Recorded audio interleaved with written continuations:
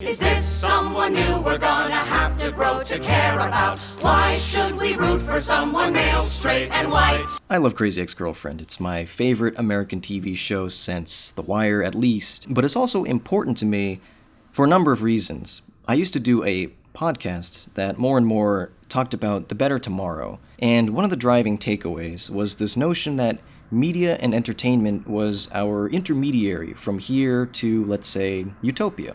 Because if we want utopia or an egalitarian society, a matriarchal empire, however you want to call it, we need to first imagine it. Put it on paper so we can cross things out and circle things and demystify. That's what media does. I mean, even broadly, it facilitates our imagination. A lot of that work goes on in science fiction, which was the subject of that podcast, but to my surprise and delight, I found that work going on elsewhere. For example, Crazy Ex-Girlfriend, and that progressive, nay, futurist aspect of the show is well known. These are creators and writers making a concerted effort toward carving inroads into that imaginative space by highlighting corners of human experience which are largely ignored or downright feared by certain people. We have Paula's abortion being treated so unusually humanely, not stigmatized, but not tossed off as an after-school lesson either. It made an impact because it's not a big deal, but it's a big deal for her and her family, not some lawmaker on the other side of the country. The arrival of the character who would be played by Scott Michael Foster was teased for a long time before episode 209, When Do I Get to Spend Time with Josh? I was a little bit worried, and that worry was captured entirely by Who's the New Guy, of just, I like all the characters we have already. Now you're going to make me care about somebody else. This video that you're watching is entitled In Defense of Nathaniel, because I thought he might need it, but no, and I was leery in the early goings at best, I guess, because the show is giving us signs that this guy is bad news. He's one of the show's only villains, or the only, because Valencia was just far too sympathetic, and Audra Levine is more like a frenemy. Okay, let's tone it down. No. And Rebecca is also the hero. And I never learned discovering the TV renaissance in college. I quickly developed a personal trope which I called the Prez 180. The character you least expect to be sympathetic will probably turn out to be sympathetic. Prez, Jesse Pinkman, Pete Campbell, and Nathaniel is another such character, although this time I did see it coming. I just never anticipate how much it will hit me. And for Nathaniel, also so critical, alongside traditional character values, is what he represents symbolically. He's a straight, white man, and even though we had Greg, who was also that, it's rare in media, as it is in reality, for whiteness to be built into identity. Also, my name is also Josh. Because usually it's the default. Luke Cage is fundamentally a black American narrative and cannot be transmuted. So that's not an appropriate argument against Black Spider-Man, and if you find yourself on that side of the debate, just take an inventory. In other words, there might not be white narratives because there are just narratives. But in Crazy Ex-Girlfriend, this women-driven show taking place in a racially diverse part of the country, the straight white man is not the default. Wes Covina is minority white, which I guess is a term. I've never heard it before I heard it said by Aline Brosh McKenna, and in fact here is said co-creator, executive producer, noting just that in season 2. She says, "We did something really interesting. We did 4 episodes with no straight white male characters on the show at all, except for Trent, played by Paul Welsh. All the male characters on our show are either people of color or gay or bi. We had no straight white men for 4 episodes." Considering how many people in the world are not straight white men, it's kind of incredible that this is even notable, but it is. I mean, it's highly unusual. McKenna then goes on to say, and then we come back with the straightest, whitest male as possible. Nathaniel does border on caricature, but I think it's because the show creators don't see his whole deal as a true identity, but rather a facade put in place to mask insecurity. And that's a really interesting theory with regards to his real-world counterparts. Getting over my initial misgivings, I see how Nathaniel is so necessary because he proves that truly everyone has a place here. This is a step in the process we don't think we should have to do, which is address the admittedly comical but unfortunately real anxiety of white male genocide. And the show does that by extending one of its central messages to the final person, You belong. And more importantly, this is how that could work. Because look, diversity and globalization are so stigmatized within the minds of so many who subscribe to the idea that, interracial couples are tantamount to, oh my god, do I have to say the word? That the vision of America's future the rest of us want is existentially terrifying. People will fight hard against that change. We saw the self-destructive nature of anti-globalization political statements like Brexit and November 8th in America speak to that profound anxiety.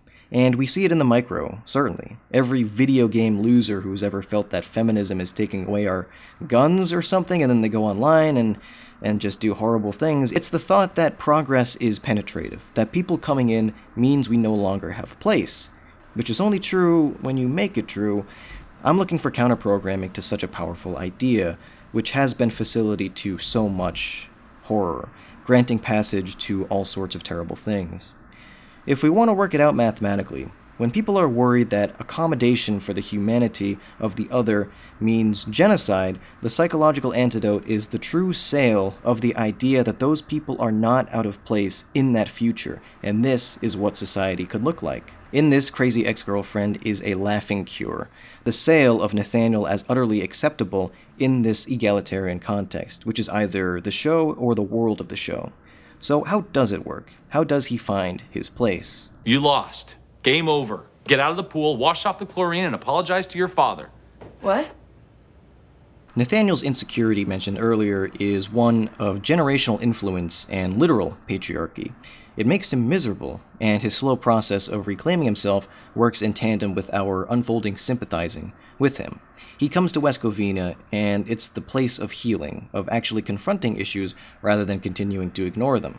This was the same for Josh, although that was kind of a reverse scenario where he had almost always lived in West Covina, was the same guy for decades, and then Rebecca comes in and forces him to change. Similarly, Greg, who lived there for so long, had Rebecca demonstrate how much his life needed to change.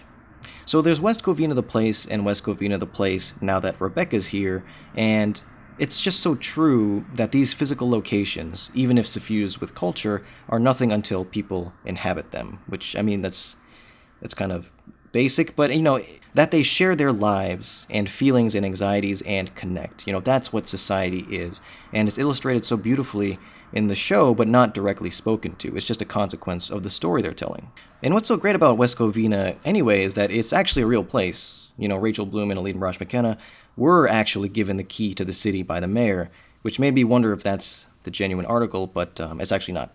So the Rainbow Coalition on display in the show isn't trying to force a progressive vision which must naturally be fabricated. No, this is what reality oftentimes looks like, and notice how functional and even relatable it is. This is why when people bitch about the monochrome nature of a show like Girls, or, resurrecting the show Friends to bitch about that, it's an important point to raise that when diversity is erased in fictional depictions of diverse places like New York City, you're playing into a false narrative that already exists. You're providing unfounded confirmation for thinking that can spiral immediately into violent territory. And with Crazy Ex-Girlfriend, it's such a beautiful through line, just to kind of step back and think about it, where Rachel Bloom grew up in this, racially diverse Southern California and brought that experience to the screen. You see it with the extras, the cultural explorations, the principal characters, of course. But, credit must be given where it's due. It's not only that Rachel Bloom is shining a light on her hometown and pointing excitedly, but that she and Aline Brosh McKenna and the writing team are specifically giving voice to a variety of people and perspectives. The work is more than stopping after affirmative action, so to speak. Yes, it is one thing to want to have diverse stuff, so then you have the black friend in every sitcom or the token Asian guy. The idea of tokenism is like a lesser evil in terms of these conversations. Writers who struggle with that, or at least, past the stages of like whitewashing or cultural appropriation, but it's still indicative of the same just comically unsolving solution that leads to like Dr. Ken around the same time that Selfie was canceled, And granted, TV is not a monolith. The same people were not involved in either decision, but it's received as a monolith. So long as these decisions are still being made somewhere, it reflects on the whole, and so our classroom is only as strong as its laziest and most ignorant member. To go off on a little side tangent, it seemed like, for so long, this was a problem without a solution. Because let's say there's a TV writer who does want to make a difference and include the United Nations representatives, but they think, whether because they were told specifically, or read it somewhere online, or just got that vibe, that they're not licensed to tell somebody else's story.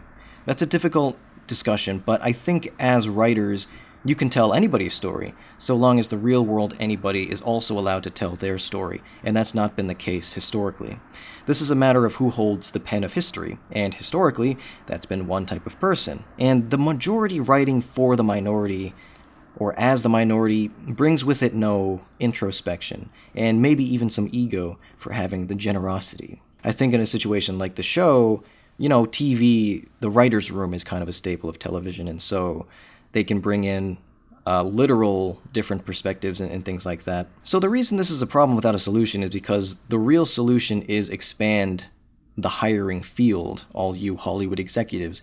Give a shit about stories coming from women and people of color. Greenlight some of those and make space, because space is ever available and ever expanding. The CW is unique for making that space. Women showrunners, diverse writing rooms, there's no, magical diminishment of quality. These shows are great, and this element of Nathaniel is the next logical step. Again, in the world they create, truly everybody belongs, even those who are traditionally thought of as anathema to inclusion. The alpha male thing is kind of necessarily an enemy of introspection, again, and that's really toxic. You may need some outside influence to recognize that, somebody with a fresh angle, and what so perturbs Nathaniel isn't just the small town, again, it's Rebecca. His feelings for her can initially be explained away because they're two people cut from the same cloth, but as Rebecca told Audra, that person doesn't exist anymore. After a while, it is the Rebecca who tries to stab you with a pen, and who has that kind of manic intensity, or who might ruin people's lives and pass it off as quirky. Excuse me, I do not do... Silly me. Or whatever identity she kind of grew into once she was in West Covina. That's subject for another video, I suppose. With the introduction of Nathaniel into the colorful, tolerant world of West Covina, the world of Crazy Ex-Girlfriend is complete. I mean, just in terms of now we have minority and majority. There are definitely minorities still to come, surely, but majority and minority together as a vision of inclusion is really significant and honestly really brave. But that of course raises the final question: should we have to do this? And I say we, as if identifying liberal somehow puts me on the front line, but I mean in terms of just thinking about these things, we are all part of a conversation, one started by the creators and continued by everyone. But anyway, the concept of inclusion seems quaint when it's what we choose to fight fire with. Why should we give the straight white man a chance when we've given him all the chances? And plus, he's usually the one who gives out chances. What is this sudden reversal of the power dynamic? Well, even if I'm not emotionally ready to accept everyone across the aisle, I know it's the only way, and we must arrive there in the future sometime. Because, what's the alternative? For so many in egalitarian society, a truly free world, a realized America, is scary. Because they imagine that it will require compromise of some kind, perhaps sharing. And in a way, that might be true. You may have to contribute individually to the betterment of the whole. But what they also don't imagine in this fear is that they could potentially want to do that. To one day be interested in sharing and reaching out to your fellow human because you want to, because your love for the world and people is so strong to extend even to strangers. And granted, the words contribute individually to the betterment of the whole do ring slightly dystopic, but nobody's talking about making anybody do anything. Instead, it's about tapping into humanity's natural and evolutionary-based predilection toward empathy and society, and doing so by ingratiation to contact with other kinds of people, cultivating things like friendship and care which run counter to xenophobia and may lead to helping others. Ultimately, the scenario I'm speculating about here is people building and accepting a utopia because that becomes the preference. It's not the preference at the moment because there's been a number of smear campaigns run over the course of history, just so much mythology defaming the egalitarian society, making feminists look angry and foreigners scary. The world we want is a beautiful thing. But it doesn't take a lot to be convinced otherwise if there's a reason to convince somebody and some fear already in place to be stoked. But maybe you're also thinking, Nathaniel's so obviously meant to be this kind of bad archetype guy, who would possibly identify with that? Well, there's two things there. One, people do. It's hilarious every time, and my go-to example isn't actually Walter White, but Kazunda Goda from the second season of Ghost in the Shell Standalone Complex. Here's a guy who attempts to return Japan to its glory days by putting into play a conspiracy which ends with Americans launching a nuke at immigrants. Yeah. In YouTube comments at least, he's praised for his intelligence, and I don't know if these guys are joking or not because, I mean, he's terrible. But he's smart and sociopathic, the qualities we more and more as Americans pine for in our TV characters. But that's an aside. It's not what I'm pining for. More importantly, in terms of the possibility for identification, it's not necessarily that a stereotypical waspy guy is already watching the show and finally he sees himself, receives that message, because we assume somebody like that probably wouldn't like the show to begin with. I mean, that's why it's so important for the show to be seen so that it can teach lessons to other storytellers. It provides a workable pathway to resist our natural inclination towards stereotypes because that's miles away from true construction, and media can be so powerful. It's like a gun.